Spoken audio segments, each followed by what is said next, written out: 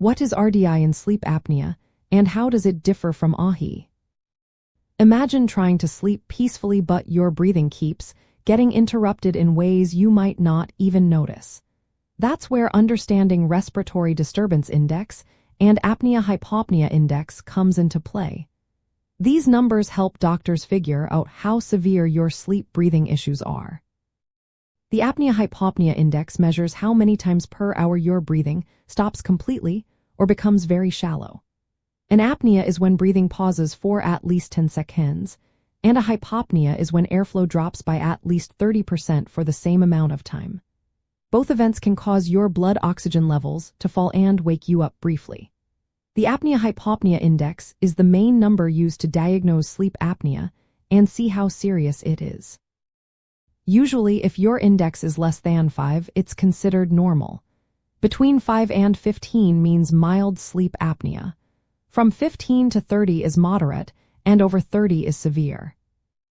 Now, the respiratory disturbance index is similar but includes more than just apneas and hypopneas. It also counts respiratory effort-related arousals, or RDIs.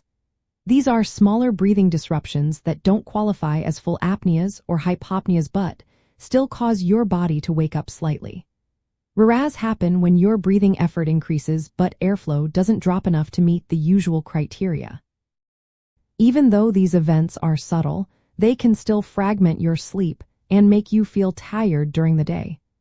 Because the respiratory disturbance index includes these additional events, it often shows a higher number than the apnea-hypopnea index. Both indices are calculated from a sleep study, which records your breathing, oxygen levels, brain activity, and more. If someone has symptoms of sleep apnea but a low apnea-hypopnea index, checking the respiratory disturbance index might reveal more disturbances that are affecting sleep quality.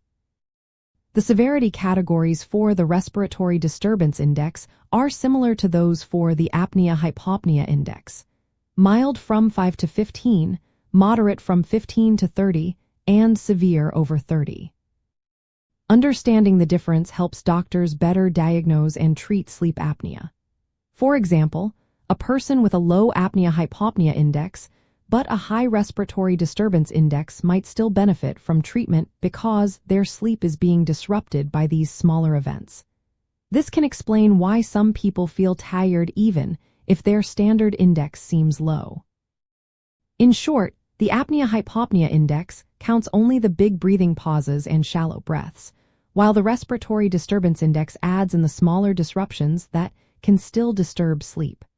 Both are useful tools to understand sleep apnea severity and guide treatment. Knowing both helps ensure no breathing disturbance goes unnoticed, leading to better sleep and better health overall.